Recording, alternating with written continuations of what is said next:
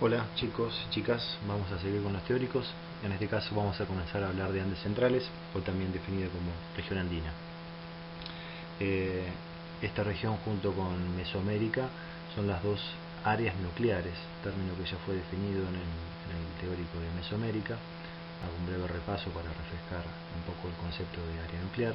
Recuerden que estas dos zonas son las áreas donde la evidencia arqueológica indica que hay la mayor antigüedad en cuanto a una serie de rasgos culturales significativos. Por ejemplo, desarrollos culturales complejos, una organización y una jerarquización social muy elaborada y compleja, una tecnología bastante importante, una muy buena adaptación al ambiente, toda una mayor complejidad en la cosmovisión. Y desde estos sitios, dada su mayor antigüedad, se han difundido estos rasgos culturales hacia otras áreas periféricas. Por eso son las dos áreas nucleares, como un concepto de núcleo,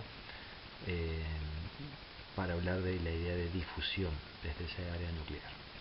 Bien, en cuanto a las características de los Andes centrales, hay que tener en cuenta que es un ambiente diferente al de Mesoamérica, es un ambiente cordillerano.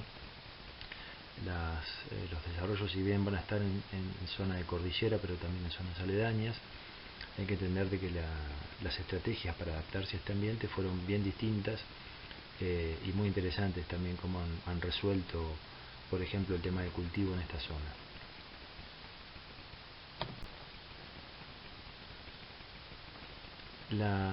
Los países actuales que están involucrados dentro del área nuclear de Andes centrales hay que entender que es básicamente Perú y gran parte de Bolivia como el núcleo principal, y después tenemos centro-sur de Ecuador, el norte, la parte extremo norte de Chile, ¿sí?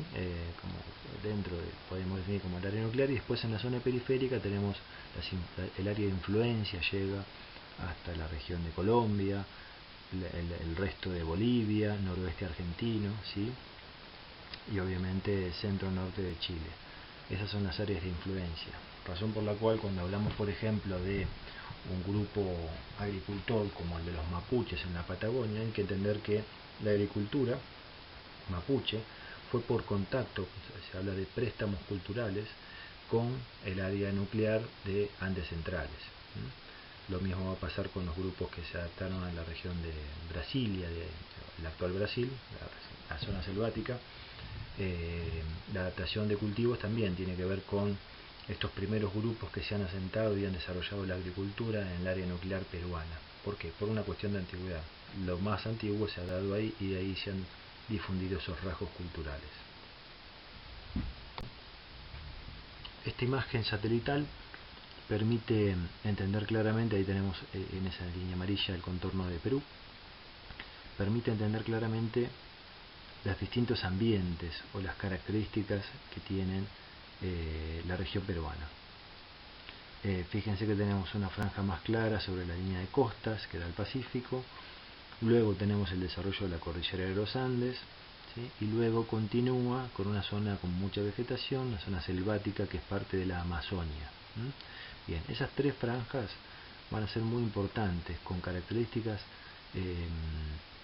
en cuanto a flora, fauna y clima distintas, con alturas distintas, y esto va a llevar a hablar de nichos ecológicos o pisos ecológicos. Cada uno de estos pisos va a aportarle a los grupos que se adaptaron a estos ambientes ciertas características, ciertos productos de la naturaleza. En la zona de costas nos vamos a encontrar con un paisaje como este. Son zonas extremadamente áridas, el índice de precipitación anual es bajísimo, ¿sí? Prácticamente no llueve en ningún momento, hay periodos de muy escasas lluvias, por lo tanto son climas áridos, con fluctuaciones térmicas entre el día y la noche muy amplias. Esto tiene que ver con la falta de humedad, ¿sí? Entonces esto también va a ser un tema a tener en cuenta, ya lo mencioné en su momento.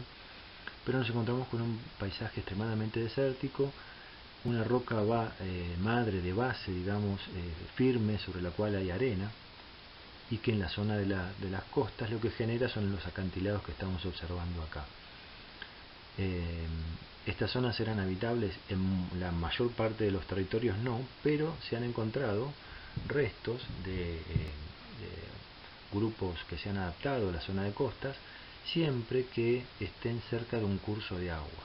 Hay que entender que la cordillera de los Andes tiene precipitación nívea, es decir, nieve durante gran parte, tiene nieves eternas durante todo el año, y genera procesos de deshielo. Entonces los cursos de agua que evacúan el agua hacia el Pacífico va a hacer que tengan valles fluviales, y esas zonas en las cercanías de los cursos de agua van a ser áreas fértiles.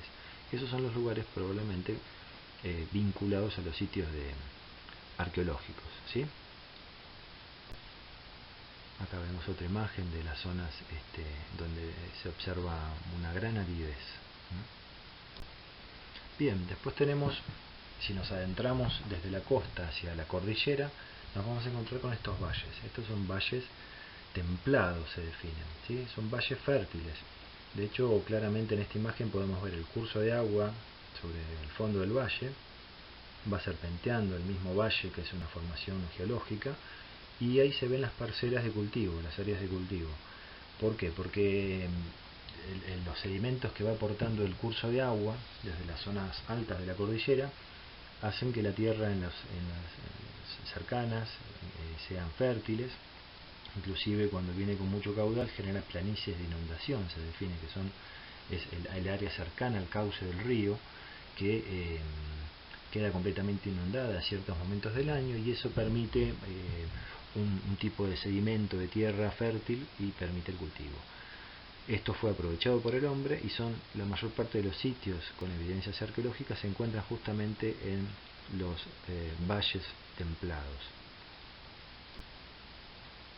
Estas son zonas un poco más altas, ¿sí? Vamos a ver que son zonas que tienen una orografía particular, es decir, un relieve bastante más irregular, que son zonas de transición que permiten ir de estos valles fértiles hacia zonas más altas, como por ejemplo la puna, el altiplano, ¿sí? También en áreas utilizadas por el hombre, porque hay pasturas en estas regiones que permiten llevar a los animales. Hay que entender que el animal domesticado en esta región es la llama, ¿sí? Hay otros animales también domesticados, pero la llama va a ser el principal recurso. Entonces llevaban a pastar a estos lugares a los animales, en los momentos en los que no había nieve, claramente. Bueno, si seguimos yendo hacia la zona alta de la cordillera, nos vamos a encontrar con esta zona de punas. Los valles templados que estuve mencionando llegan hasta los 2.000-2.500 metros. De los 4.000 metros en adelante nos vamos a encontrar con altiplanos. En el noroeste argentino se definen como puna, también en esta región se habla de puna, pero hay que entender que se llaman altiplanos. Son grandes llanuras, como vemos en esta imagen, en zonas altas de más de 4.000 metros de altura, con una fluctuación térmica enorme. A 4.000 metros de altura las temperaturas son bastante bajas, pero durante el día puede subir bastante la temperatura por esta cuestión de no tener mucha humedad, ¿sí? Esta fluctuación térmica es bien notoria. Y eran áreas que el hombre aprovechaba muy bien. ¿Por qué? Porque, como vemos ahí, había cuerpos de agua en estas alturas, producto del deshielo, producto de las lluvias, y estos cuerpos de agua, algunos no evacúan sus aguas. Esos se definen como cuencas endorreicas, lo van a ver en recursos naturales, y estas cuencas endorreicas en muchos casos se terminan secando, y cuando se secan forman salares. Estos salares eran recursos fundamentales para el hombre, igual que para los animales. Todo organismo vivo necesita sodio, ¿sí? El sal, no solo para consumo, sino también para poder deshidratar a los alimentos, ¿sí? La carne principalmente se la salaba, y de esta forma se podía conservar durante más tiempo. Es el famoso charqui, ¿sí? Y para los animales también necesitan sal. O sea que cuando se llevaban los animales a pastar a estos lugares, que de hecho vemos una vegetación que permite la pastura, también se abastecían de sal. Acá estamos viendo imágenes de altiplanos con salares. El noroeste argentino también cuenta con una gran cantidad de salares en altura, que eran un recurso muy importante, ¿sí? Para el hombre, no solo para su propio consumo, sino también para intercambiar con otras áreas que no tenían sal, ¿sí? Entonces empieza a aparecer un bien de intercambio, ¿sí? Y acá lo que estamos viendo es justamente una de las razones por las cuales el hombre llevaba a los animales, porque aparecen este tipo de vegetación arbustiva baja, características de las zonas altas, que permiten la pastura, ¿sí? Así que la llama también va a poder alimentarse, es un animal que se adapta bien a estas inclemencias de la altura, y bueno, permitía también el hecho de ir hasta la zona de altiplanos, poder descender hacia lo que sería el este, que sería la zona de selvas. Cuando empezamos a bajar la cordillera hacia el este, nos encontramos con la zona de los límites o la terminación de la zona selvática de la Amazonia, ¿sí? Estas áreas también eran áreas productivas no, extractivas en realidad. De acá el hombre extraía una gran cantidad de recursos importantes. Primero, animales, ciertas plantas, frutos, semillas, madera, muy importante para las construcciones, y el uso de alucinógenos también se da en forma natural en estas regiones, y estas plantas alucinógenas eran de uso ritual, ¿sí? También se abastecían de plumas de aves, la gran variedad de aves que aparece en la Amazonia permitía hacer arte plumario, lo hemos visto en Mesoamérica también, para los tocados, para las vestimentas de los sacerdotes, de las figuras más importantes, se abastecían también en esta región. Acá vemos la humedad que hay en esta zona, ¿sí? Son zonas de mucha humedad, una vegetación bien tupida, bien desarrollada, cerrada, que bueno, también el hombre desarrolló ahí enclaves y se adaptó a estos lugares. Este mapa, que es más como un esquema, permite ver esas tres franjas bien definidas, ¿sí? con el concepto de biomas: zonas de costa, zona de cordillera y zona de selva. Y acá permite ver todo esto que estuvimos mencionando recién. Fíjense que hablamos de pisos ecológicos. Cada uno de estos distintos ambientes que yo estuve mencionando, ¿sí? Estos nichos ecológicos, fíjense que lo termina definiendo es la altura, más que la ubicación es la altura, ¿sí? Lo que está a nivel del mar, en este caso, es la zona desértica de las costas, los valles templados a más o menos entre 2000 y 2000 metros de altura, donde se cultivaba el maíz, la papa y una gran variedad de cultivos, ahora voy a hacer mención a eso. La zona un poco más alto, encontramos la papa y la quinoa. La papa se ha logrado adaptar a 3000 metros de altura inclusive, ¿sí? Y esto es interesante porque es un cultivo que permite ocupar otras áreas y dejar las áreas más bajas para otros cultivos. Los altiplanos en la cordillera de más de 4000 metros de altura, donde están los salares, donde se abastecen de pasturas para el ganado, en este caso para la llama que estaba domesticada, y la región selvática, que aparece la coca, aparece plantas alucinógenas, se encuentran con madera, con frutos, semillas también. O sea que la altimetría termina definiendo los pisos ecológicos.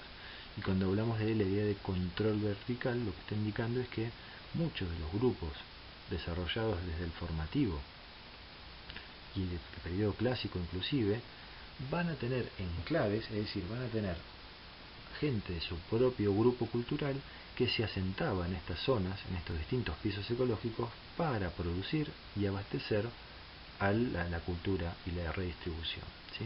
Esto es interesante, y esto va a llevar inclusive a conflictos, sobre todo en la última etapa, por el control de esos pisos ecológicos. Los grupos de esos enclaves van a tener que defenderlos de otros grupos que van a incursionar para tratar de dominar distintas áreas de producción, ¿sí?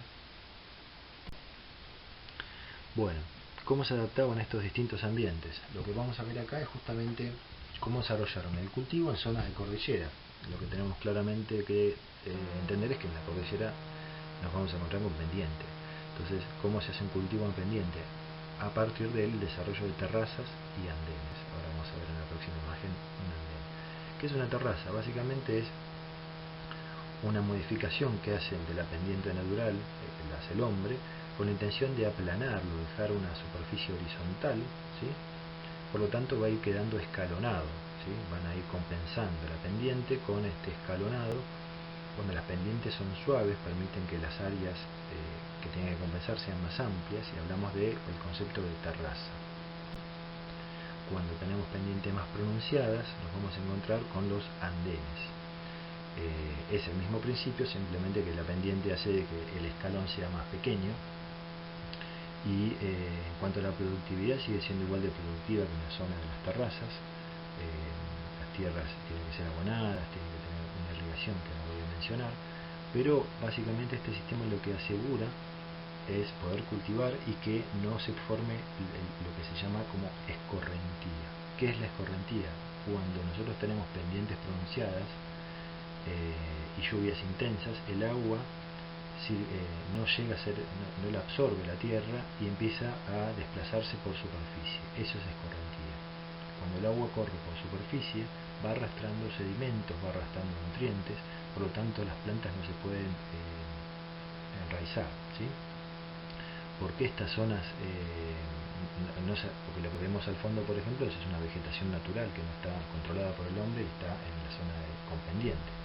Lo que ocurre es que es un proceso natural que lleva muchos años, ¿sí? Y hay una gran variedad de plantas que van generando raíces y van sosteniendo la tierra para evitar la escorrentía. En las áreas de cultivo, el hombre cada vez que cosecha quita completamente las plantas, por lo tanto no podría haber fijación del suelo por este proceso de cultivo.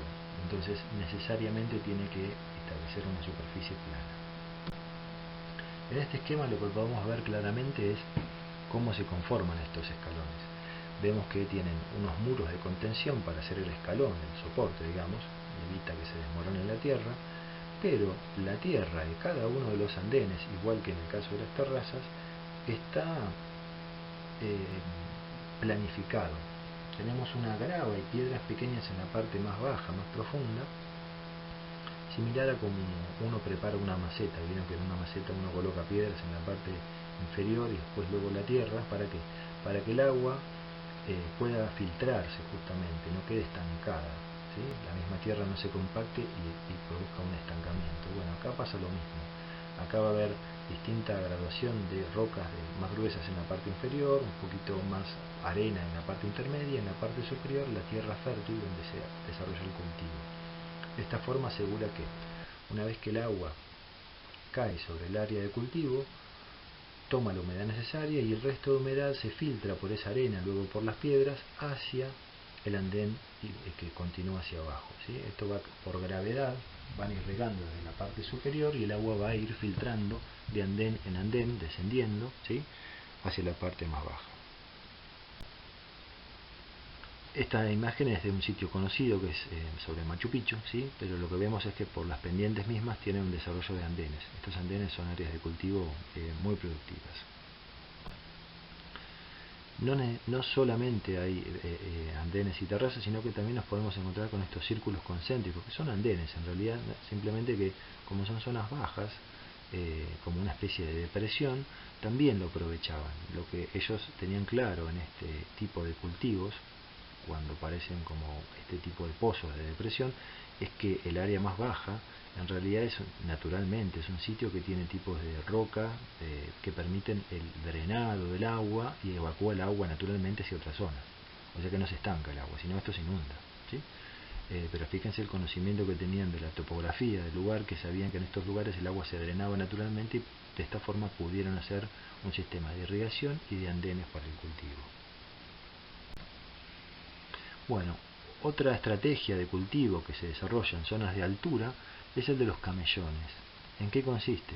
Es en las zonas planas desarrollaban estos grandes surcos de tierra donde no había una única hilera de plantas como es el surco tradicional que uno conoce, sino que se colocaban varias plantas en cada surco y un canal al costado donde el agua corría.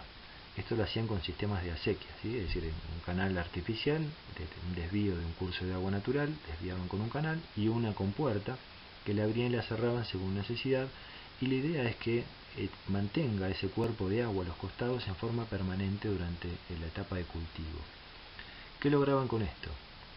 Ese cuerpo de agua que está entre surco y surco, lo que va a hacer es absorber durante el día el intenso calor que va a generar sobre todo en el periodo de cultivo, ¿sí?, y evitar que la planta sea afectada por esa alta temperatura, porque el cuerpo de agua lo que va a hacer es regular la temperatura de la zona de cultivo. Y esa, como mencionábamos, que la fluctuación térmica entre el día y la noche puede ser muy amplia, de 0 grados durante la noche y 35 grados durante el día, 40 grados durante el día, esa gran fluctuación a la planta obviamente no le ayuda. Entonces estos cuerpos de agua lo que hacían era absorber el calor durante el día, y como tomaba temperatura el cuerpo de agua, producto del calor del día, evitaba que se desarrollen heladas durante la noche, ¿sí? Generaba una temperatura que evitaba la helada en la zona de cultivo. Este conocimiento está hablando de un gran dominio de la técnica de cultivo y la adaptación al ambiente, de conocer ese tipo de ambientes, ¿sí? Y al mismo tiempo también estos canales permitía ir generando nuevo abono sobre el área de los surcos de cultivo. Acá vemos imágenes de camellones actuales, donde ven que cada uno de los surcos son bastante anchos y tienen varias hileras de plantas de cultivo. Y los canales de irrigación que mencionaba en la imagen anterior, ¿sí? Estos canales son canales artificiales hechos por el hombre que lo iban controlando. Bien, en cuanto a la irrigación, como les mencionaba, tenemos que entender varias cosas. Primero, estos sistemas de irrigación aprovechan las pendientes naturales. El agua cae por gravedad de zonas altas a zonas bajas, entonces aprovechaban el agua de deshielo en las zonas más altas para poder irrigar el área de cultivo. No solo había conocimientos de hidráulica, de ingeniería para establecer las pendientes correctas para que el agua circule y demás, sino también una gran cantidad de mano de obra para poder hacer todos estos desarrollos, ¿sí? Lo que hay que entender para esto es que si tenemos mucha mano de obra tenemos que tener un Estado, seguramente, o sea que eran grupos que tenían ya, hablamos de civilizaciones, lo que desarrollaron esto. De hecho, esto que estamos viendo es incaico, ¿sí?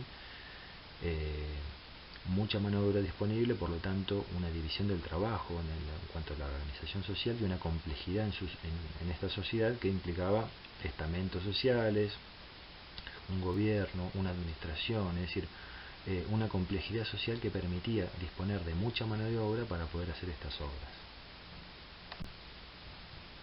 Vemos distintos sistemas de riego, de canales. Puntualmente lo que estamos viendo acá tiene que ver con canales vinculados a áreas sagradas, donde se hacían ciertos baños rituales y demás, pero esto mismo se aplicaba también al desarrollo económico, ¿no? A las áreas productivas. Vemos acá detalles de cómo es el trabajo de la talla de la roca, ¿sí? Después haré mención a esto. Lo que está mostrando es mucho dominio en cuanto a la talla de roca. Fíjense que la unión de una pieza con otra es perfecta, prácticamente no hace falta usar cemento, ninguna argamasa que una pieza con otra, están perfectamente ensambladas una con otra. Bueno, en cuanto a los alimentos característicos de la zona de los Andes centrales, vamos a tener papas.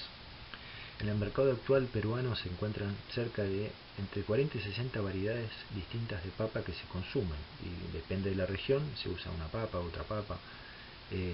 Son tubérculos, es el tubérculo que está enterrado de una planta, lo que se consume como papa, y en total se calcula que hay cerca de 400 especies distintas. 60 hay en el mercado actual, o sea que imagínense la variedad que hay de papas, cada una con un sabor distinto, con mayor aporte de ciertos nutrientes que otras, ¿sí? Eso va variando. Otra de los cultivos de altura, la papa y la quinoa son los que se cultivan a mayor altura, ¿sí? La quinoa es un producto que hoy día se consume bastante, se ha empezado a utilizar en las dietas occidentales, pero ancestralmente se viene consumiendo en Andes centrales de forma intensiva, es muy nutritivo, aporta gran cantidad de nutrientes. Las alubias, los porotos, hay porotos muy antiguos americanos, por lo tanto se cree que el origen es americano, aunque algunos consideran de que es asiático.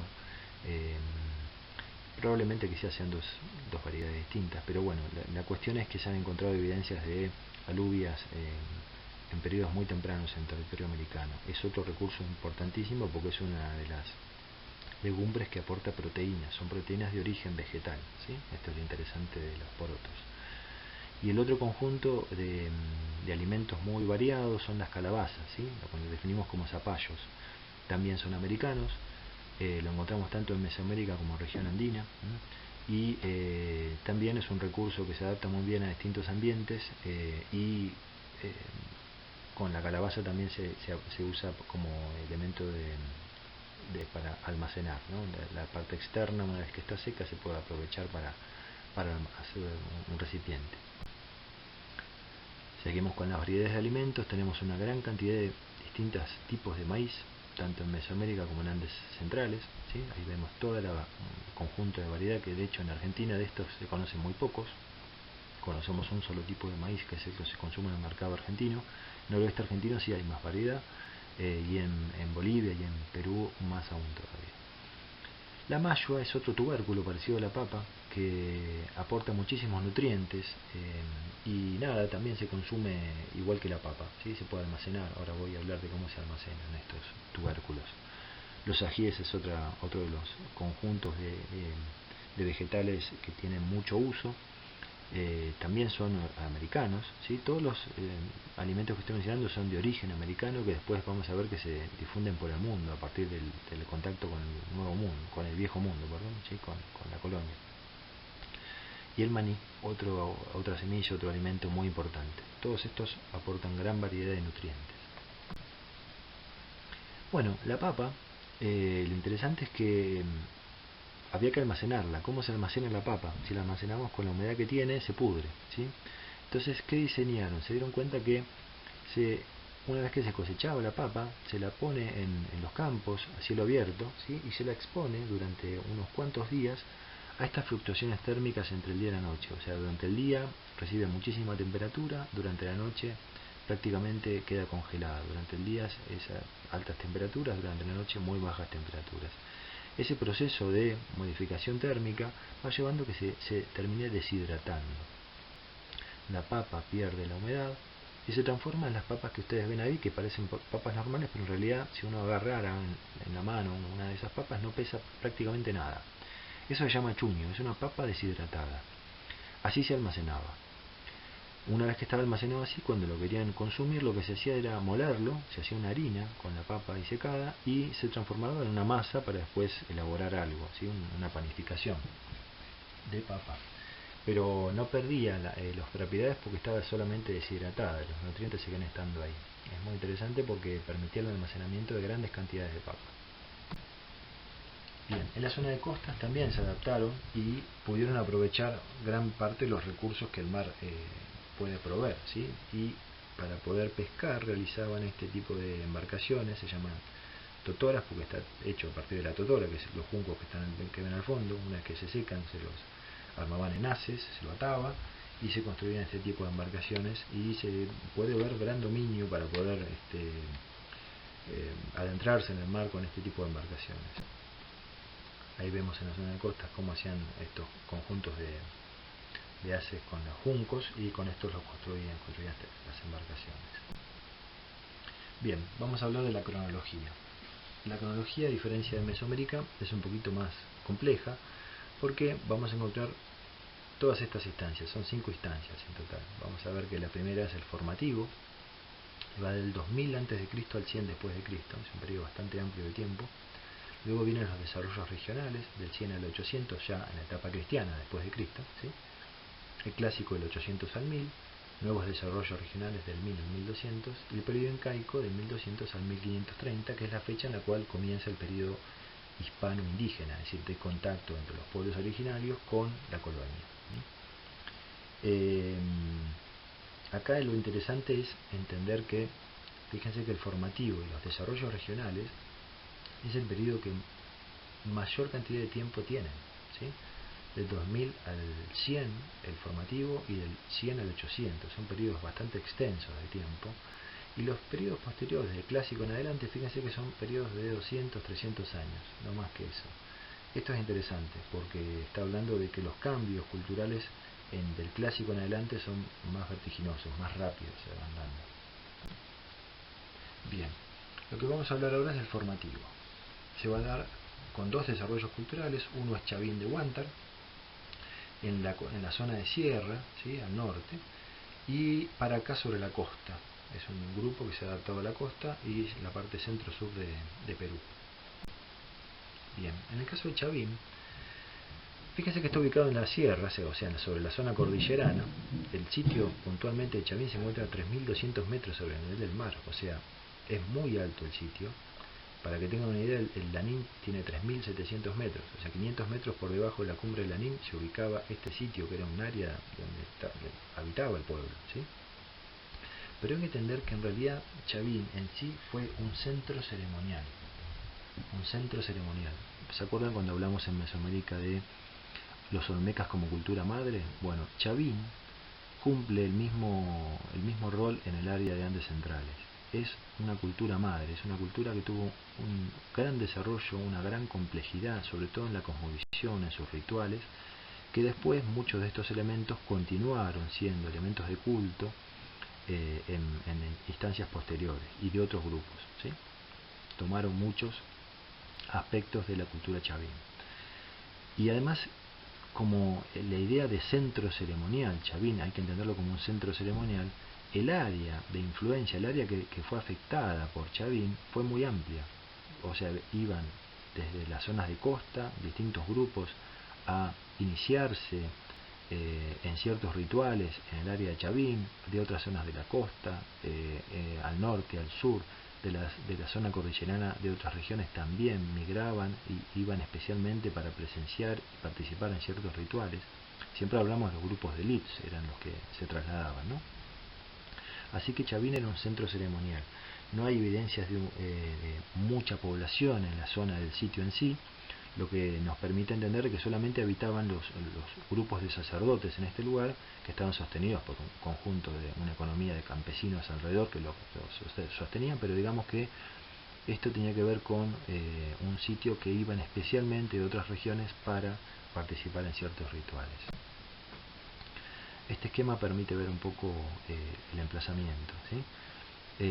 Lo que vamos a ver es también, para la construcción de esto, mucha mano de obra, o sea que en ciertos momentos de la vida de Chavín se requirió una mano de obra que no vivía en esa zona, que fue especialmente para poder construir gran parte de este sitio, ¿sí?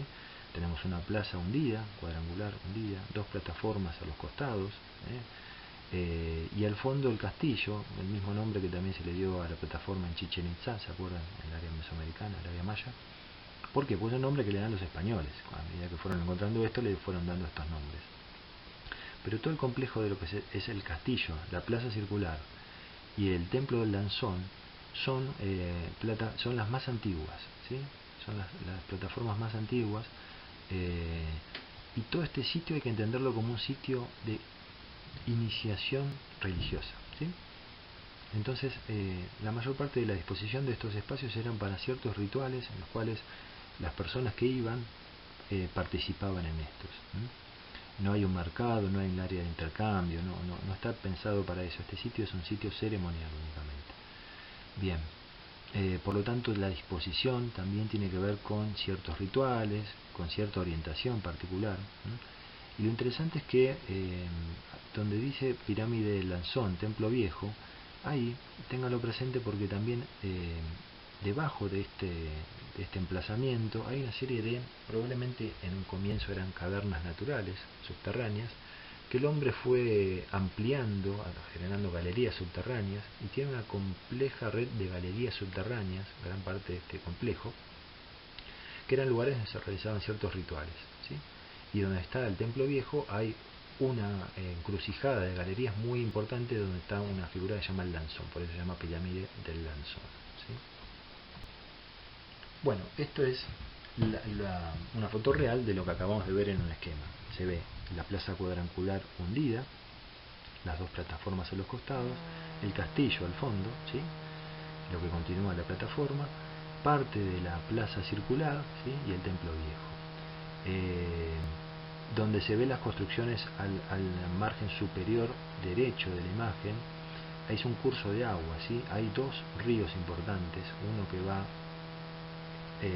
al sur, digamos, mirando la imagen sobre el borde inferior de la imagen hay un curso de agua, y otro que va por el lateral de la derecha, de agua de hielo, de aguas permanentes durante todo el año, cursos regulares, con lo cual nos indica que también el agua acá fue un factor importante. De hecho, hay canales de agua subterráneas que pasan cerca de estas galerías subterráneas, y esto también es un punto a tener en cuenta.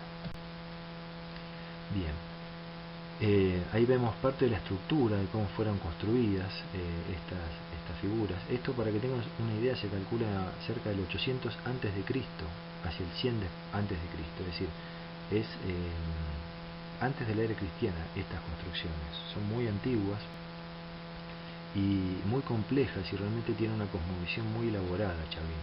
Eso es lo interesante. Bueno, acá lo que podemos ver es la técnica constructiva.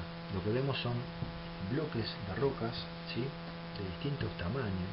Fíjense que son rocas, la mayor parte planas, dispuestas con cierto orden, ¿eh? Hay un patrón constructivo. Y esto lo que tiene interesante es que lo que tiene es mucha superficie de contacto entre una roca y otra.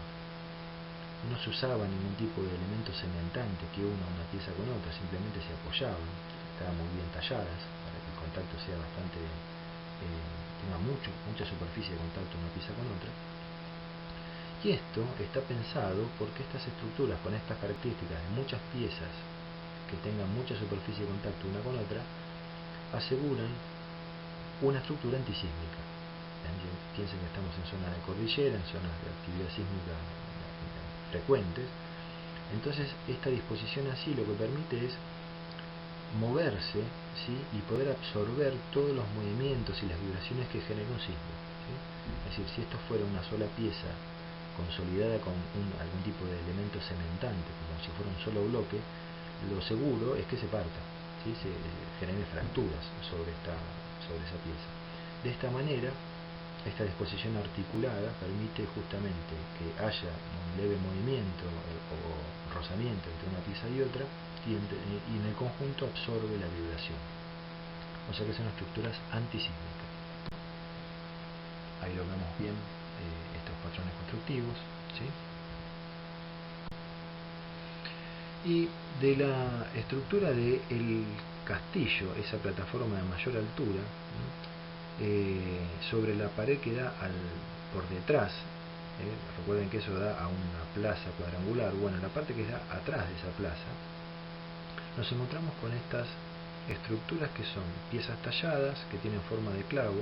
Se van a llamar cabezas clavas, justamente. ¿Por qué? Porque forman parte de la pared, pero lo que sobresale por fuera es esas cabezas talladas con relieves de figuras humanas, ¿sí?, pero no solo humanas. Ahora vamos a hablar un poco de eso. Ven que se ve en la imagen superior una secuencia de cabezas clavas dispuestas una al lado de la otra. Bien. Sobre el costado también se ve, en la imagen del costado derecho, vemos una posible utilización de la cabeza clava para colgar cuerpos sacrificados. Bueno, esto tampoco queda muy claro, son hipótesis, no se sabe bien qué función cumplían, pero lo que sí queda claro es que toda esa secuencia que se ve ahí de imágenes, ¿sí?, de cabezas clavas, en realidad lo que está mostrando es todo un proceso de transformación de un hombre en un felino. Y esto es lo interesante. Es como si fuera una secuencia. Cada cabeza va mostrando un rasgo de aspecto felínico y menos rasgos humanos. Y de a poco va transformándose de algo humano completamente a una figura felínica, que es la que podemos ver ahí entre las cabezas que están ahí, ¿sí? Esta transformación se puede interpretar como parte de una transición, como parte de un ritual, ¿sí? El hombre logra incorporar al felino, ¿sí?, como una deidad, ¿no?, siempre entendiendo al felino como una deidad, y bueno, y puede probablemente visualizar o realizar a partir de esa incorporación ciertos rituales, ¿sí? Y una cosa interesante, en la cabeza clava que se ve en la imagen inferior derecha, ven que de la nariz salen como dos líneas. Bien, esto, considerando algunas investigaciones de la antropología etnográfica, es decir, sobre grupos actuales que realizan rituales, el consumo de ciertos alucinógenos produce una congestión nasal muy importante, y la persona que está bajo los efectos, está en trance, digamos, bajo los efectos de esos alucinógenos, va liberando moco permanentemente por nariz. Bueno, esta cabeza clava puede hacernos pensar de que estos individuos están bajo el efecto de ese tipo de alucinógeno justamente por los detalles que tiene esa cabeza. Bueno, esta es la red de cavernas subterráneas que se encuentra en el sitio. Todas son, la mayor parte son artificiales, son galerías subterráneas hechas por el hombre, ¿sí? por el hombre que vivía en Chavín. Y fíjense que sobre todo ese complejo que está a la izquierda es justamente el acceso al castillo. Después tenemos la plaza redondida, la plaza circular, perdón, y fíjense que donde está la plaza circular coincide la escalinata con una cruz que se ve al fondo donde dice el Lanzón. Bueno, eso es todo subterráneo, y sobre esa encrucijada se encuentra justamente una escultura muy importante que ahora voy a hacer mención a ella. Esta línea del Lanzón con la plaza, fíjense que forma un eje, ¿sí? Recto. Se continúa esa misma línea con una plataforma ceremonial que está en las montañas, que está enfrente a este sitio arqueológico. Enfrente hay otras montañas, y siguiendo esa misma línea se encuentra una plataforma ceremonial, lo cual permite unir en forma imaginaria el Lanzón, la plaza y la plataforma que está a varios kilómetros de distancia. Bueno, este es el acceso al castillo, ¿sí? No, en realidad no es un acceso, esto es lo interesante. No tiene esto un acceso desde ahí, simplemente que todas esas piezas planas que ven, en realidad son trabajos hechos en relieve, con figuras, cada una de esas columnas está trabajada en relieve y tiene una figura masculina otra una figura femenina, en la parte superior aparecen halcones, todos elementos simbólicos, ¿sí? Bien, y acá lo que estamos viendo son estas galerías subterráneas que hice mención. En la actualidad están iluminadas con luz artificial para que el visitante, el turista pueda recorrer, y estos son todos sitios que están guiados, pero en la época en que esto funcionaba, los arqueólogos lo que han encontrado es sobre esas paredes unos huecos en donde se colocaban piedras volcánicas pulidas que permitían actuar como espejos. Entonces, desde un sitio donde entraba la luz natural, iban haciendo como un espejo y llevaban el haz de luz rebotando de un lado a otro de las distintas galerías, la luz para llevarla a ciertos lugares específicos que ellos tenían interés, ¿no? O sea que fíjense la complejidad que tienen estos lugares. Bien, ese haz de luz que iba a ir pasando por rebote de una pared a otra por estos espejos, iluminaban esta figura que está en la encrucijada al final, ¿sí? Es el Lanzón, tiene más de 4 metros de altura, es una pieza monolítica tallada en relieve, como pueden ver ahí, con rasgos zoantropomorfos. Es una figura humana con rasgos felínicos, ¿sí? Y un tocado muy importante. Se cree que todo este sitio era un centro ceremonial que tenía distintas fases, ¿sí? En la plaza circular se realizaban ciertos rituales, se le daba de consumir sustancias alucinógenas a los que se iniciaban en ese trance, ¿sí? Y de esos individuos, los individuos definidos ya anteriormente, eran los que podían ingresar a estas galerías en ese estado de trance. Imagínense, para una persona que ya está sometida a una sugestión producto del culto que ellos tenían, de ciertas deidades, muchas eran figuras monstruosas, y que ingresaban en estas galerías subterráneas, ¿sí? Perdían la orientación inclusive, y en cierto momento se encontraban al fondo de este pasillo con esta figura del Lanzón. Se cree que desde la parte superior se lo podía inclusive hacer que vaya cayendo sangre. Entonces la figura del Lanzón iba, como está trabajado en relieve, los surcos iban de alguna forma guiando la sangre que iba cayendo y se iba chorreando, y la persona, entre la iluminación producto de estos espejos, esa figura del Lanzón con sangre que iba corriendo por la misma, y yo les mencioné que había también, estas galerías tenían contacto con cursos de agua subterránea, ciertos sonidos que producía el agua bajo tierra en estos lugares, es decir, generaba un ambiente terrorífico realmente para la persona quedaba sugestionada de una manera increíble, y era parte del trance, ¿sí? La persona quedaba, impactada por todas las distintas sensaciones que iba percibiendo, visuales, sonoras, ¿sí?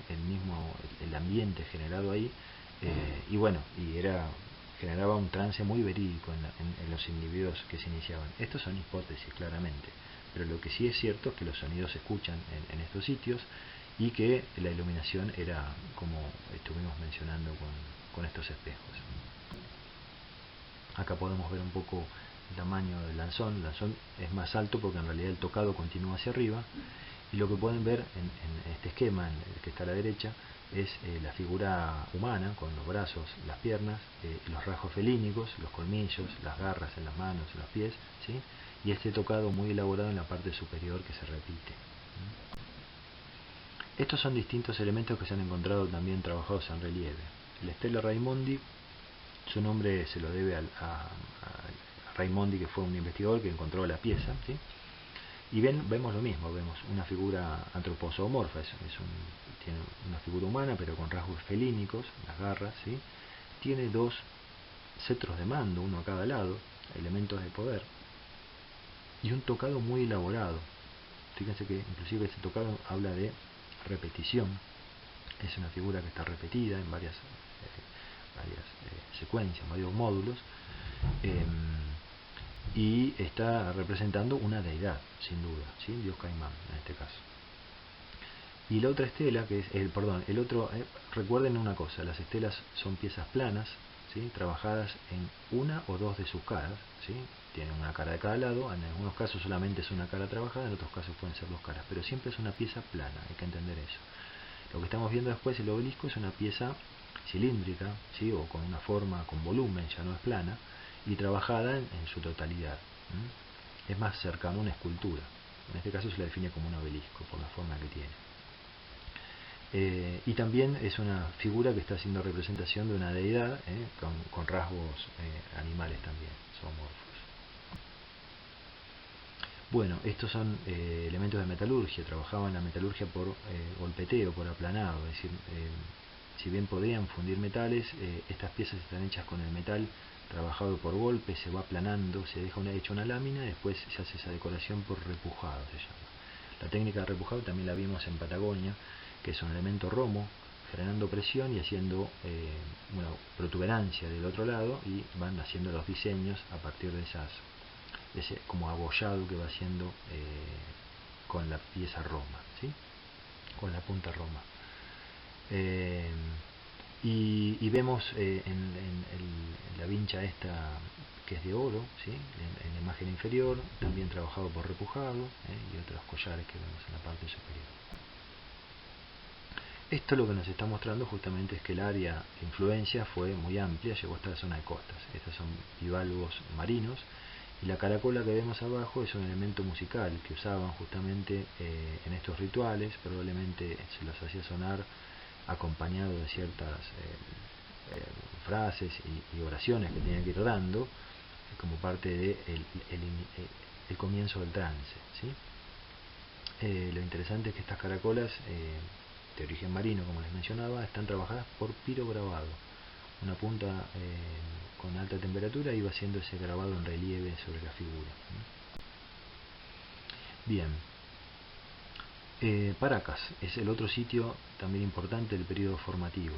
O sea, se da, como les mencionaba, en la zona de costa, zona extremadamente árida. Bien. Estas son las zonas cercanas a Paracas. ¿Por qué menciono lo de la aridez? Porque justamente lo que vamos a encontrar acá es una gran cantidad de enterratorios que han podido perdurar en el tiempo prácticamente intactos, ¿sí? Hay un proceso de pérdida de humedad, se va disecando el cuerpo sin llegar a pudrirse, y quedan los restos prácticamente intactos, inclusive las piezas de telas de los envoltorios también. Ahora vamos a entrar en detalle. Estos justamente se llaman fardos funerarios. Este término incorpora en lo que es importante. Un fardo funerario es un enterratorio que se hacía de personas importantes, no era el común de la gente, el campesino no, pero las personas, los sacerdotes, la gente vinculada al gobierno, tenía este tipo de enterratorios. Todo lo que van a ver es piezas de telar muy, muy complejas, muy elaboradas, muy interesantes, con los cuales hacían un envoltorio del cuerpo. El cuerpo se lo preparaba, ¿sí? Se lo ataba y se le iba dando una vuelta con estas piezas de tela que llegaban a venir hasta 20 metros de largo, ¿sí? Se le daba una vuelta al cuerpo y se le iban colocando a cada vuelta elementos que tenían que ver con elementos personales de esa persona, ¿sí? Inclusive también elementos para alimentos y brebajes para la transición hacia la nueva etapa. Ellos entendían que tenían que hacer un viaje, o se puede interpretar algo parecido a eso, ¿sí? Entonces hay restos de alimentos, restos de bebidas que acompañaban el cuerpo, más los bienes personales que esa persona tenía, ¿sí? Ese ajuar funerario que hemos mencionado en otras ocasiones. Entonces se daba una vuelta, se colocaban ciertos bienes, se daba otra vuelta, se colocaban ciertos bienes, iba quedando como si fueran varias capas que envolvían el cuerpo, y de esta forma se enterraban a los individuos. Acá justamente en este esquema estamos viendo cómo quedaba el cuerpo y cómo en cada capa se iban agregando nuevos recursos del ajuar funerario. En la figura que ven a la derecha es justamente los restos de un individuo. Ven cómo queda el cuerpo disecado completamente.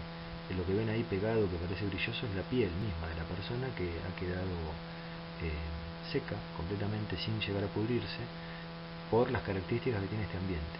Al no haber prácticamente humedad, se seca el cuerpo. Y esto pertenece a una de las etapas de Paracas, que es la etapa de necrópolis.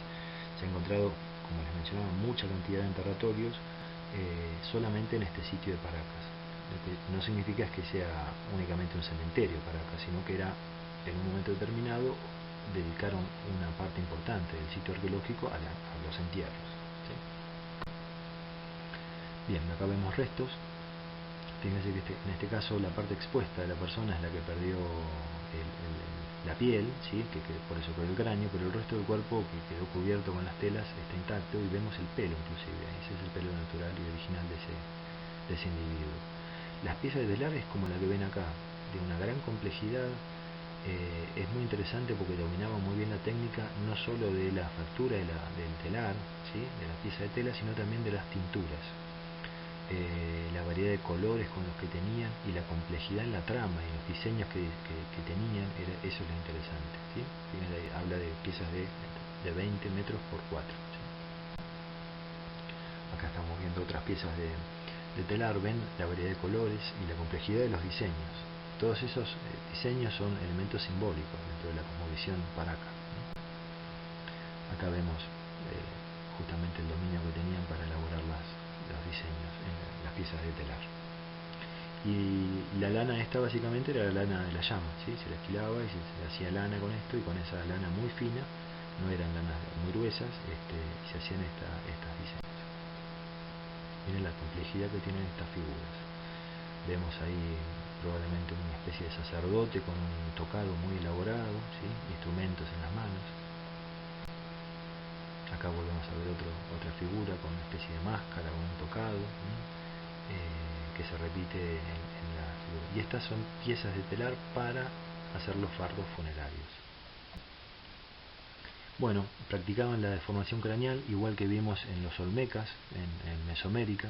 Ahí vemos un poco el esquema de cómo se colocaban las tablillas atadas durante la etapa de desarrollo en los niños. Durante muchos años llevaban esas tablillas para que, a medida que va desarrollándose el cerebro, no tenga posibilidad de ensancharse, entonces se va alargando. Y quedan este tipo de cráneos. Esto no hay que asociarlo con nada extraterrestre, ni mucho menos. Es una deformación que se hace por este proceso. Si esto tenía consecuencias en cuanto a dolores de cabeza y demás, desconocemos, pero lo concreto es que tenían esa deformación craneal una élite, un grupo específico dentro de esta sociedad, ¿sí? No, esto era justamente lo hacían ciertos individuos para poder diferenciarse socialmente. Bueno, y aparece esto. En estos grupos los enfrentamientos eran frecuentes con otras regiones, y lo que observamos es que el tipo de arma que se usaba en esa época se llamaban rompecabezas, que era una punta hecha con una piedra que cuando golpeaba la cabeza prácticamente generaba esto, una lesión grave, ¿sí? Hundimiento de cráneo, fracturas y demás. Y lo que se observa ahí es que esta persona, que ha sido un guerrero, ha sufrido una lesión grave, y han hecho esa perforación con esos cortes que se pueden ver hechos con un elemento filoso, estando la persona viva. O sea que lo que está indicando esto es que tenían conocimientos de medicina y de elementos antisépticos para evitar una infección y que la persona pueda sobrevivir probablemente un tiempo, no mucho, ¿sí?, a esas heridas que tenía, porque lo que empezamos a ver es un proceso de cicatrización del hueso leve, pero nos está hablando de cierto conocimiento de medicina a partir de plantas medicinales seguramente para tener una sobrevida a ese tipo de lesiones. No mucho tiempo, queda claro, pero había una práctica por lo menos de intentar salvar la vida de la persona. Bien, esos fueron los dos desarrollos característicos del periodo formativo. Ahora vamos a hablar de los desarrollos regionales. Los dos se dan en zona de costa. Costa norte, Mochicas; costa sur, Nazca. Lo interesante acá es que hay que entender primero el tiempo, del 100 al 800, es un periodo prolongado de tiempo, igual que fue un poquito menos, pero extenso como el formativo. Pero cuando hablamos de desarrollos regionales, lo que estamos viendo es que estos grupos eran grupos guerreros que fueron abarcando toda el área que estamos mencionando, es decir, fueron dominando otros grupos a través de la imposición de la guerra, y los grupos sometidos quedaban subordinados a ellos, tenían que tributar, tenían que darle parte de sus producciones, y también seguramente algunos de ellos formaban parte de las personas que iban a ser sacrificadas, ¿sí? Por lo tanto, acá la guerra está muy presente en la etapa de expansión. Cuando hablamos de desarrollos regionales hay que entender que son grupos que se expandan en el territorio, el concepto de imperio, ¿sí? No mencionamos imperio porque no son grandes extensiones, pero sí de una expansión territorial. Bien, los mochicas, como les mencionaba, ocuparon centro-norte de Perú, sobre la zona de costa. Si ven, todos esos nombres son sitios arqueológicos con evidencia de la cultura moche. Los mochicas forman parte de la cultura moche. Bien, como les estábamos comentando, están en la zona de costa, por lo tanto, como es zona de costa, no hay roca, no hay madera, es una zona extremadamente árida, y el único recurso, la única materia prima que tienen para construir es arena y tierra, lodo, ¿sí? Entonces, con estos elementos lo que hacían eran bloques de equivalente al adobe que se usa en el noroeste argentino, es decir, una mezcla de barro con arena. Esos bloques se los secaba al sol, no se cocinaban en hornos ni mucho menos, no había madera, y la madera que había no se la utilizaba para eso. Y con esos bloques van construyendo estas estructuras de gran tamaño. Lo que podemos ver al fondo es una plataforma importante, ¿sí? Son grupos que tenían mucha mano de obra disponible, grupos bastante importantes en cuanto al número de miembros que tenía, y de grupos que tributaban y que te podían ofrecer mano de obra también. Y van a desarrollar un tipo de estructuras en donde preparaban con los bloques las paredes, y luego tenían una especie de revoque, de terminación y alisado de la pared que les permitía modelar la pared. Entonces van a trabajar la pared por modelado y van a hacer relieves. Y esos relieves, como vemos acá, estaban pintados. Miren la complejidad de la simbología de esta cultura, ¿sí? Vemos una gran cantidad de elementos simbólicos que están representando escenas, rituales, figuras importantes de la sociedad, animales sagrados, una gran variedad de elementos de su cosmovisión. Bueno, acá estamos viendo un relieve que permite justamente identificar a una deidad, ¿sí? Este es el dios decapitador. Vemos la figura del individuo con unos colmillos, o sea, un rasgo felínico, y también vemos una serpiente que está presente en esa guarda que acompaña a este rostro. Bueno, la serpiente, recuerden que es un animal terrestre que en muchos casos se lo relaciona al cultivo y en otros casos también al agua. Bien, este es el dios decapitador, Ay Apaek, ¿sí? Vemos que tiene esos colmillos bien definidos, un tocado, es una figura antropomorfa, pero tiene un tumi, es decir, un cuchillo de sacrificio en una de las manos y una cabeza en la otra mano, ¿sí? Este era parte de los rituales frecuentes en esta cultura. Bueno, acá podemos ver con un poco más de detalle en la imagen que está a la izquierda el trabajo hecho de modelado. Esto no es relieve trabajado por esculpido, ¿eh? Recuerden que esto es una arcilla fresca, una pared alisada que se trabajaba por modelado, el relieve, como si fuera una arcilla para trabajar en la actualidad. Y una vez que hacían ese relieve por modelado, era pintado. Y en la otra imagen lo que podemos ver es la extensión y la amplitud que tenían. Eran muy grandes estas construcciones que ellos pudieron realizar solamente con este material que es la arena y la tierra. Bueno, ¿cuál es el legado patrimonial material más importante de la cultura mochica? Su cerámica, ¿sí? Y esto es lo que ustedes tienen que tener bien presente. La cerámica mochica es una cerámica que tiene una complejidad y un conocimiento, está mostrando un virtuosismo realmente increíble de parte de los artesanos que la hacían. Mucho dominio, mucho conocimiento, y hoy día es una cerámica que es una referencia a nivel mundial de complejidad en cerámica de pueblos originarios. Lo que estamos viendo acá son los vasos retratos. Estos vasos están representando a personas que existieron, ¿sí? Fíjense que cada uno tiene sus rasgos particulares, lo cual habla de mucho dominio técnico, ¿sí? La pieza es hueca y eran de uso ritual estos vasos retratos, ¿sí? No eran de uso cotidiano. Lo que tiene interesante es que el asa, es decir, por donde sale el líquido y por donde se llenan también, se llama asa estribo, justamente porque parece el estribo de una montura de caballo. Pero el asa estribo esta tiene dos brazos que son huecos que se unen a un brazo único, que es por donde sale el líquido y se llena de líquido el recipiente, ¿sí? En cuanto al modelado de esta figura, fíjense que no solo podían mostrar rasgos particulares de cada individuo, sino también gran dominio en cuanto al conocimiento del cuerpo, de la anatomía del cuerpo. Acá estamos viendo en la figura de la izquierda un cuerpo que está siendo sacrificado, ven que tiene un corte en el cuello, ¿sí? Y sigue teniendo el asa estribo, es un elemento de uso ritual. La otra figura es una figura que está mostrando a un guerrero, por eso es lo que les comentábamos de la importancia de la guerra en este periodo. Sobre una mano tiene un rompecabezas, justamente, que es esa pieza de roca con esa punta y el mango, que era el arma con la que ellos golpeaban al contrincante, al enemigo, ¿sí? Y si eso golpeaban en la cabeza, claramente la persona prácticamente quedaba fuera de combate, ¿sí? Por eso también usaban un casco, como tiene este individuo acá. Esos cascos eran cascos rígidos para evitar los golpes en la cabeza, justamente. Y también tiene un escudo para defenderse del golpe del rompecabezas, ¿sí? Este es la figura de un guerrero.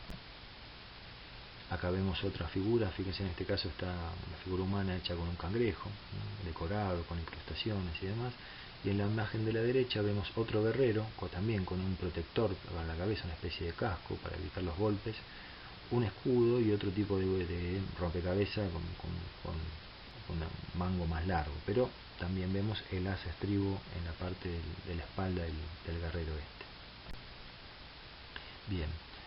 Este dominio que tenía en cerámica no solo va a representar a las figuras antropomorfas, sino también a sus alimentos. Esto es lo interesante también. Fíjense que aparece papas, zapallos, maíz, ¿sí? Calabazas, una gran variedad de distintos alimentos que eran los que permitían el aprovisionamiento de ellos, ¿sí?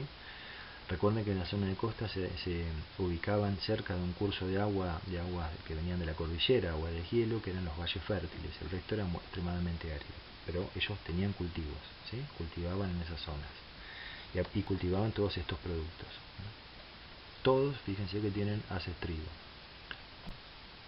Bien, y una cuestión interesante de la cerámica mochica, además del gran dominio, es que tienen toda una serie de cerámica erótica. Yo subí una carpeta en la carpeta que dice Andes Centrales, una carpetita aparte con fotografías de un viaje que pude hacer a Perú, y estuve en uno de los museos, Museo Larco, donde está toda la mayor parte de la serie Esta serie se llama serie erótica. ¿Por qué? Porque son escenas en las cuales hay una serie de acciones sexuales que no tienen ninguna de las que se puede observar, ninguna tiene vinculación al acto reproductivo, a la relación sexual entre un hombre y una mujer, ¿sí? De la forma tradicional, digamos. Son actos en donde hay sodomía, felatios, onanismo, zoofilia, necrofilia. Hay relaciones sexuales de individuos con personas que, por el tipo de características del cuerpo, como lo hacen, estarían muertas, ¿sí? Como si fueran cadáveres. O sea que hay una actividad sexual dentro de los rituales de la cultura moche, que está asociado justamente al concepto de ritual, no de la reproducción. Justamente quizás desde la sexualidad ellos vinculaban ciertos rituales, y al mismo tiempo también la vinculación con los muertos. Podemos pensar en que desde la sexualidad se establecía un vínculo con sus deidades, ¿sí? Es interesante todo lo que se puede interpretar desde la cosmovisión de este pueblo, pero lo concreto es que vamos a encontrar una gran variedad de piezas cerámicas que nos está mostrando escenas, se define como la serie erótica, ¿sí? Bien, y lo interesante, todas con su base estribo. Bien, este es uno de los enterratorios más interesantes reciente que se ha descubierto, el señor de Zipán. Zipán es un sitio dentro del área moche, y estamos viendo los restos en este caso el señor justamente la idea de señor sería como jefe, como una especie de cacique de este grupo, y su séquito. Quiere decir que cuando esta persona falleció, el séquito que lo acompañaba también fueron sacrificados y enterrados con él. Y alrededor de este séquito encontramos una gran cantidad de vasijas con alimentos y bebidas para la transición, para este viaje hacia otra etapa, ¿sí?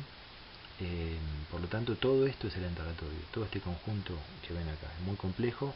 Lo interesante es que los restos que han encontrado no fueron, saben ustedes que existe la cultura de los huaqueros en Perú, en realidad en toda América, que son personas que hacen excavaciones para encontrar restos originales y poder venderlos en el mercado negro.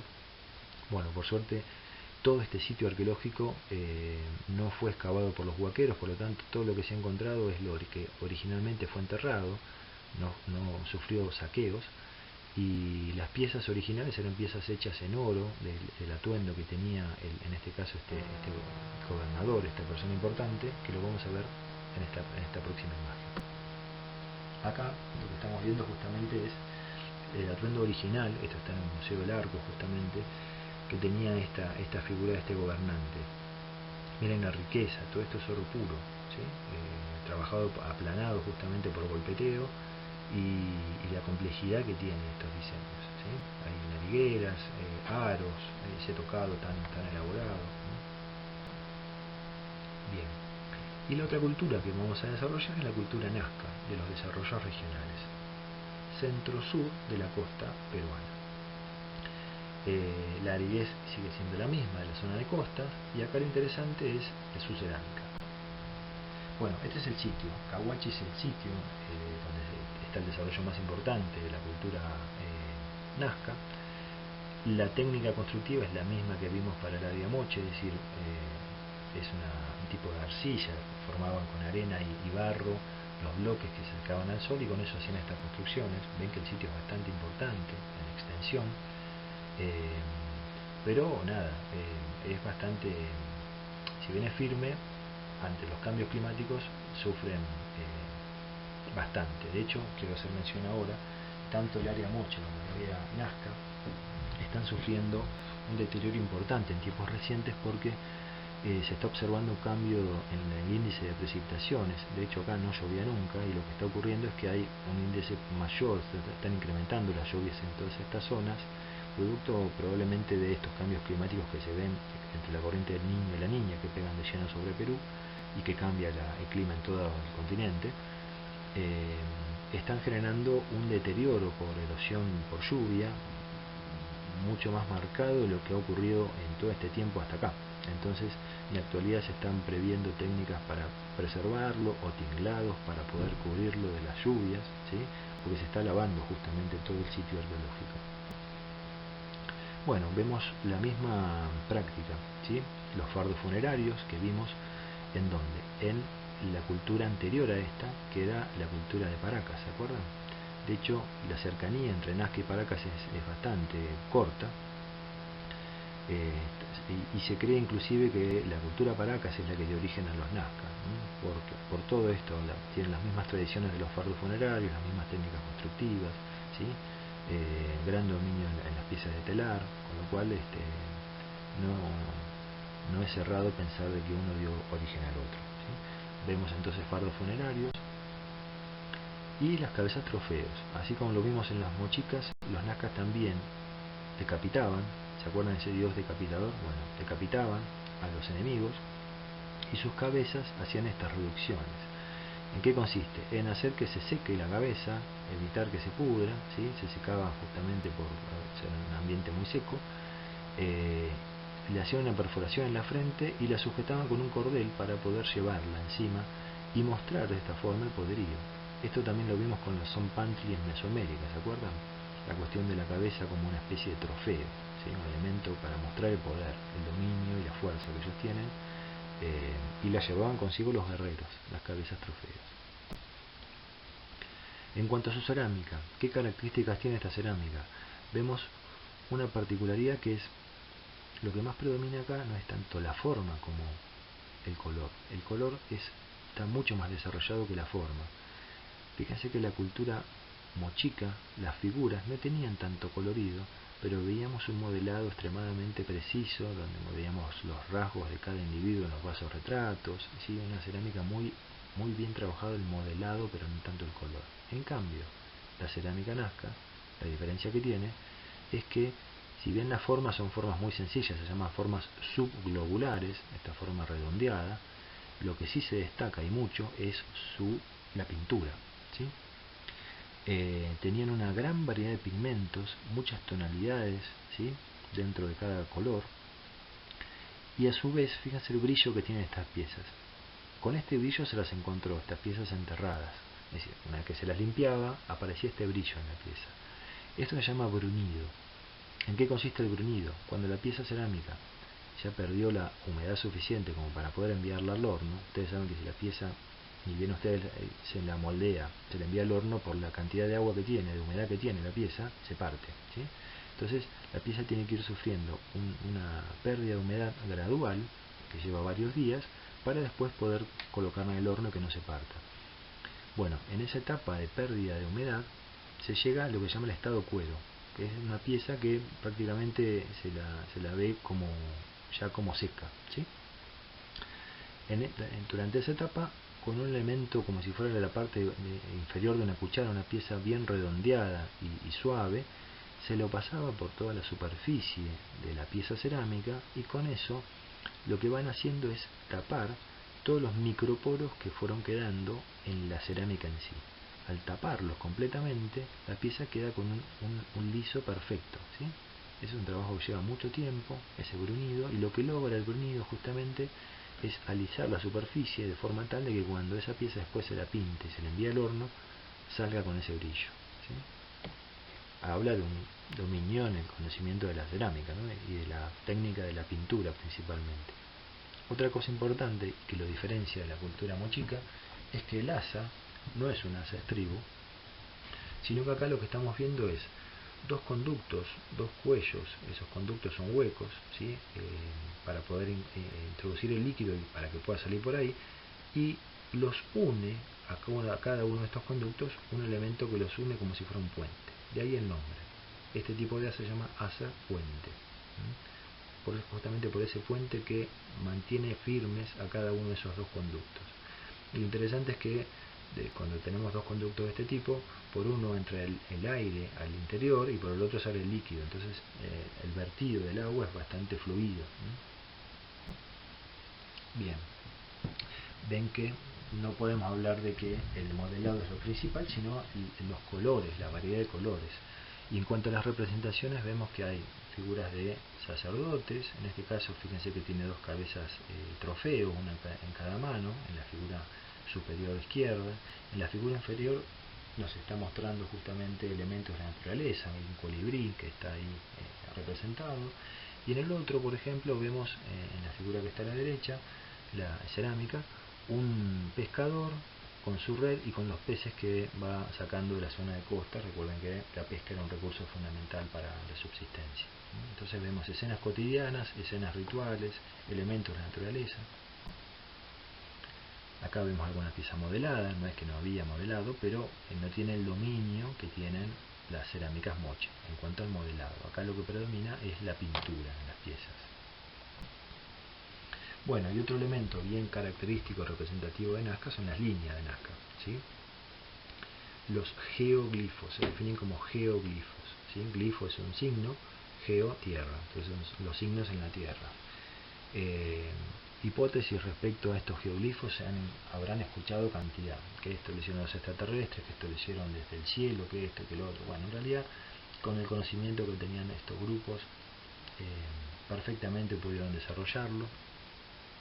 Hay que desterrar todas esas ideas de los extraterrestres. Simplemente con el conocimiento que tenían podían perfectamente hacer un dibujo en proporción. ¿Por qué? Porque se ha encontrado que, por ejemplo, ahí vemos el colibrí, ¿sí?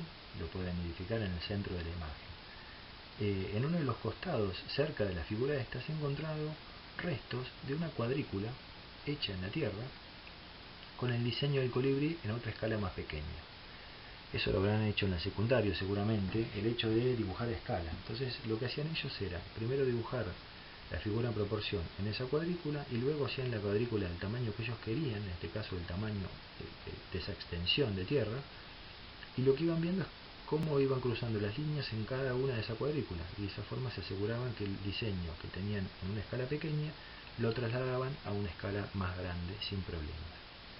Después, en cuanto a las líneas rectas, cómo lograron la perfección de las líneas rectas, igual que hace un albañil para trazar una línea en una casa, para hacer una pared. Agarran un cordel largo, lo tensan y ahí tienen una línea recta sin ningún problema. O sea que era más cuestión de maña que de estas hipótesis tan complejas de extraterrestres y demás. ¿Para quién estaba diseñado ese tipo de cosas? Claramente para las deidades que estaban en el cielo, ¿sí? Para ser vistas desde el cielo. Ellos no tenían necesidad de verlas desde el cielo. Inclusive desde las montañas que se pueden ver a los costados también se pueden ver muchas de estas figuras. Pero su objetivo tenía que ver con algo vinculado a lo ritual. No queda claro la razón de por qué se hacían, pero las pudieron hacer perfectamente. Ahí vemos un esquema de todas las distintas figuras que aparecen. Aclaro una cosa, los nombres estos son nombres colocados por el hombre occidental y no tienen nombres vinculados a la cultura nazca porque no tuvimos contacto con los nazca. O sea que para lo que nosotros interpretamos, por ejemplo, ahí como cóndor bebé o como trípode, lejos está de ser lo que ellos querían plasmar, ¿no? Esos son nombres hechos por el hombre. Lo que sí queda claro es que algunas figuras se pueden identificar perfectamente, ¿sí? El caso del árbol, el pájaro, el mono, el colibrí, ¿sí? Esas figuras claramente entendemos a quién estaban representando. Acá vemos el mono, ¿sí? También tengan presente esto, en la zona de costas no hay monos, en la zona de cordillera tampoco hay monos, hay en la selva, o sea que del otro lado de la cordillera. Esto nos está mostrando de que las influencias de la cultura nazca llegaron hasta la otra zona, la zona selvática. Han pasado por varios nichos ecológicos distintos, los han ocupado, han obtenido recursos de ellos por intercambio, por incursiones, y el mono lo conocen justamente por el contacto con la zona de selva. Ahí vemos el mono, el águila, el colibrí y una araña, ¿sí? Realmente es increíble la variedad de diseños que hicieron y de figuras. Bueno, ¿cómo hacían estas líneas? Lo interesante es que la línea esta que uno se imaginaba que era un cúmulo de tierra, en realidad es todo lo contrario. Es limpiar de piedras, ¿sí? el terreno. Es decir, que ellos van limpiando y van generando la línea a partir de desplazar las rocas hacia los costados. Y lo que observamos como línea en realidad es la parte limpia, sin rocas. Esto implica dos cosas. Primero, que para que hayan perdurado tanto en el tiempo, estamos hablando de 1200 años, 1300, 1500 años, ¿sí? En ese periodo entre el 100 y el 800 se dio esto, así que vamos a poner 1500 años. ¿Cómo perduró tanto en el tiempo? porque es un área donde prácticamente no llueve, ¿sí? Entonces no hay erosión de ningún tipo, y los vientos tampoco son tan intensos en esta región, entonces han podido mantenerse por esa razón. Esta señora que está ahí, María Reich, la menciono porque es interesante la historia de ella. Ya falleció esta persona, pero en su momento era una profesora de matemática alemana que tuvo conocimiento de esta cultura, se interesó, viajó, empezó a indagar en el tema, se apasionó tanto que se terminó trasladando, se mudó directamente a la región esta de Nazca, y fue una de las pioneras en cuanto a la preservación del sitio, al cuidado del sitio, la importancia que tenía el sitio para gestionar ante el gobierno, para que esto tenga un reconocimiento. Así que se ha hecho mucho reconocimiento a esta persona una vez que falleció, y ahí la vemos justamente ya una mujer anciana que seguía con una escoba limpiando la línea justamente para que se preserve, para que esto no se pierda, ¿sí? Por eso la menciono, porque fue importante para el sitio este. Bueno, y esto es lo que pasa hoy día. La ruta panamericana, ustedes saben que atraviesa desde Canadá hasta Tierra del Fuego, hasta el territorio argentino, y va atravesando toda la parte continental. Esta ruta, cuando llega a Perú, pasa por el medio de las líneas de Nazca. Esto realmente ha sido un grave error en cuanto al diseño que han hecho los ingenieros, de que pase justamente por ahí, porque no hay ningún tipo de elemento, barrera, contención, nada que frene que los vehículos paren al costado, se metan adentro. Lo que están viendo ahí es abajo un diseño original Nazca, que es el árbol, justamente, y todas las otras líneas que ven paralelas son huellas de vehículos. Miren la cantidad de vehículos que se meten en el mismo sitio arqueológico. Es un sitio que tiene que estar preservado, cuidado. Esto, nada, es terrible. Esto fue denunciado en su momento. Hoy día el gobierno de Perú ha tomado conciencia de la importancia, es un patrimonio de la humanidad esto, y lo que ha hecho es hacer sanciones graves para las personas que incurran en meterse en el territorio, pero no ha hecho una infraestructura para poder evitar que esto ocurra. Entonces siguen ocurriendo todavía episodios de vehículos que se meten y demás. Bueno, es uno de los temas pendientes que tenemos como sociedad en general, más allá de que le corresponde a Perú como humanidad, de cuidar estos sitios, ¿no? Ahí vemos justamente sobre la ruta hay un parador que tiene esa estructura en altura, que lo que permite es ver las figuras que están ahí cerquita. Ahí se ve el pájaro en la parte superior, ¿no? El pájaro a la derecha y a la izquierda del árbol. Vehículos que paran ahí, ahí hay una guía que de alguna forma indica qué es lo que se puede ver desde esa torre. No es todo, en la torre no se ve todo el sitio, ni mucho menos.